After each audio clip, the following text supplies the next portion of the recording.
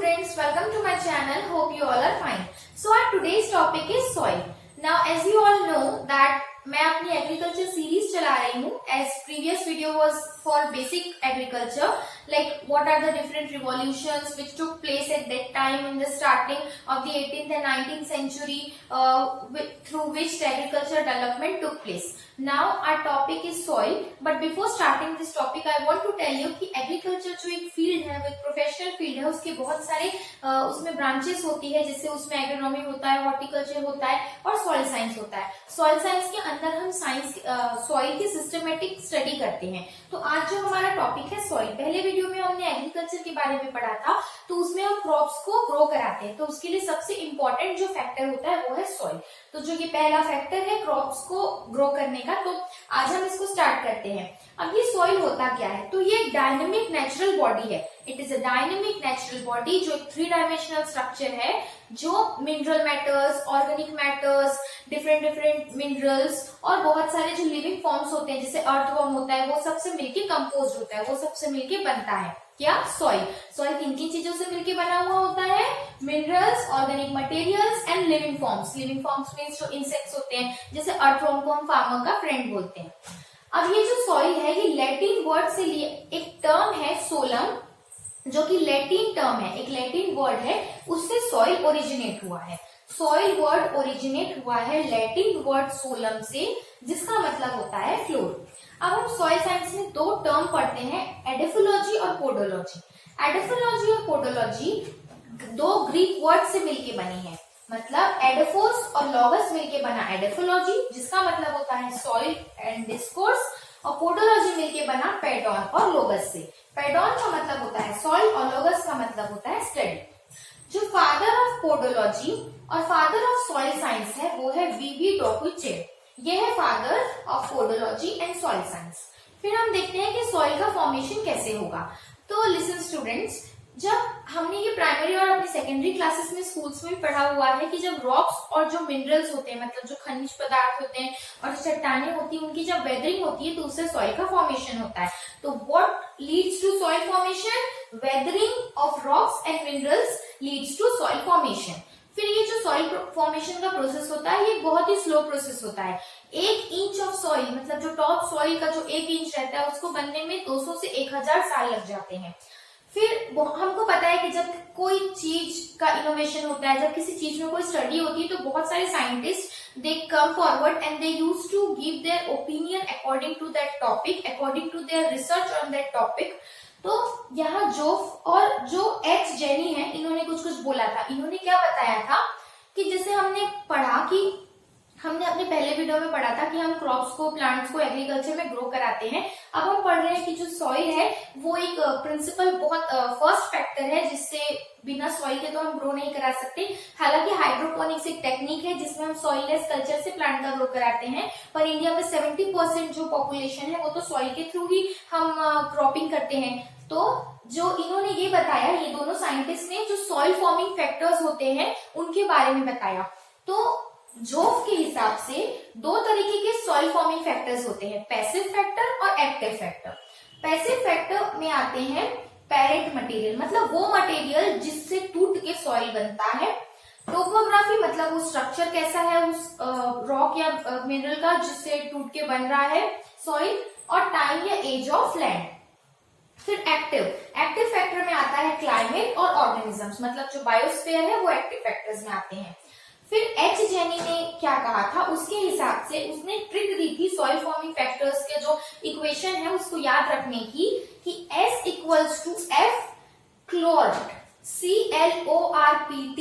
मतलब S का मतलब हो गया सॉइल फॉर्मिंग फैक्टर्स, F का मतलब हो गया इंडिपेंडेंट वेरिएबल्स, Cl का मतलब हुआ क्लाइमेट, O से ऑर्गेनिजम्स, R से रिलीफ या टोपोग्राफी, P से पेरेंट मटेरियल और T से टाइम. अब हमने देख लिया कि सॉइल क्या होता है, वो कौन से वर्ड से निकला है, कौन से 2 टर्म है जिसको हम सॉइल साइंस के अंडर पढ़ते हैं. कौन है फादर पोडोलॉजी का और सॉइल साइंस का. सॉइल साइंस का सॉइल का फॉर्मेशन कैसे हुआ, कितना समय लगता है 1 इंच ऑफ सॉइल को बनने में. जोफ और जेनी ने कौन से सॉइल फॉर्मिंग के जो फैक्टर्स है उसको कैसे कैटेगराइज किया. अब जो एडिफोलॉजी और पोडोलॉजी वो होता क्या है, तो एडिफोलॉजी में हम जो सॉइल है उसकी प्रॉपर्टीज को पढ़ते हैं। किस चीज के रिलेशन में? We study the properties of soil in relation, in means हम किसके रिलेशन से ये सारी प्रॉपर्टीज को पढ़ते हैं कि जो प्लांट का जो ग्रोथ हो रहा है और जो उसका इल्ड हो रहा है तो वो कैसे होगा। मतलब जब हम सॉइल टेस्टिंग लैब्स में, जो हमारे छत्तीसगढ़ में भी है, ऑल ओवर इंडिया में बहुत सारी लैब्स है, तो उसमें हम सॉइल को भेजते हैं, वहां उसका टेस्ट होता है। तो testing of soil properties in relation to the growth and the yield of the crop, वो हम एडिफोलॉजी में पढ़ते हैं। मतलब सॉइल की प्रॉपर्टीज का स्टडी करते हैं ताकि जो हम जब कोई क्रॉप या प्लांट उस सॉइल में ग्रो करेंगे तो उसका जो यील्ड है और जो प्लांट का ग्रोथ है वो कैसा आएगा वो चेक करने के लिए, तो वो सब हम एडिफोलॉजी में पढ़ते हैं। फिर पोडोलॉजी हमें ये बताता है कि जो सॉइल है वो एक नेचुरल बॉडी है। एडिफोलॉजी हमें ये बताता है कि जो सॉइल है वो एक नेचुरल हैबिटेट है प्लांट्स और क्रॉप्स के लिए। पोडोलॉजी में हम ओरिजिन और क्लासिफिकेशन पढ़ते हैं सॉइल का। फिर अब हम देखें, हम जैसे हमने देखा कि रॉक्स और मिनरल्स के वेदरिंग से सॉइल का फॉर्मेशन हुआ, तो अब हम जानेंगे कितने प्रकार के रॉक्स होते हैं। ये आपने अपनी प्राइमरी और सेकेंडरी क्लासेस में भी पढ़ा होगा। इग्नियस रॉक, सेडिमेंट्री रॉक और मेटामॉर्फिक रॉक्स। अब इनके एग्जांपल्स कौन कौन से हैं? तो इग्नियस रॉक का है ग्रेनाइट और बसाल्ट, सेडिमेंट्री रॉक का है limestone, sandstone, dolomite. Metamorphic rock का है ये जो आप देख रहे हैं GNEISS, ये आपको स्पेलिंग दिख रही है, बस इसका एक्सप्लेनेशन होता है नाइस। इसका एक्सप्लेनेशन क्या होता है? नाइस। तो नाइस, मार्बल, स्लेट और क्वार्ट्ज। अब metamorphic rocks and their parent material means कौन से मटेरियल से ये मेटामॉर्फिक रॉक्स बने हैं। ये आपको यहाँ दिख रहा है कि मार्बल लाइमस्टोन से बना है और नाइस ग्रेनाइट से बना है, क्वार्ट्ज सैंडस्टोन से बना है और जो स्लेट है वो शेल से बना है। अब हमारे मिनरल्स में हमको अब हमारे अर्थ में हमको बहुत सारे मिनरल्स मिलते हैं। तो जो मेनली हमें क्वार्ट्ज मिलता है जिसमें जो सिलिका होता है वो बहुत ही अबंडेंटली उसमें प्रेजेंट रहता है। सिलिका का फॉर्मूला होता है SiO2, ये आप देख सकते हैं यहाँ। फिर हमको फील्डस्पार मिलता है और फिर मिका मिलता है। ये फील्डस्पार का फॉर्मूला है, ये 6 है, K2OAlO3 6SiO2। और हमें मिका मिलता है। जो मिकाज होते हैं वो बहुत ज्यादा रेजिस्टेंट होते हैं, वेदरिंग से बहुत रेजिस्टेंट होते हैं फील्डस्पार और क्वार्ट्ज के कंपैरिजन में। जो मिकाज होते हैं वो दो तरीके के होते हैं, black and white. White mica is called as potash and black mica is called as magnesium. जो व्हाइट मिका होता है वो ज्यादा रेजिस्टेंट होता है वेदरिंग के as comparison to black mica. Then जो क्वार्ट्ज होता है, जो फील्डस्पार और जो मिका, ये जो सारे मिनरल्स होते हैं वो कुछ परसेंटेज अर्थ क्रस्ट को कंस्टिट्यूट करते हैं। तो जो 36% अर्थ क्रस्ट का क्वार्ट्ज कंस्टिट्यूट करते हैं, 48% feldspar and 10% of earth crust is constituted by mica. So as you like, अब आप लोगों को समझ आ ही गया होगा कि सॉइल क्या है। हमने देखा कि सॉइल कैसा एक प्रिंसिपल फैक्टर है क्रॉप की ग्रोथ के लिए। So if you have any queries regarding this topic और any of the topic of agriculture and if you have any opinion, so that like you can give me any of your opinion regarding any of the entrance exams.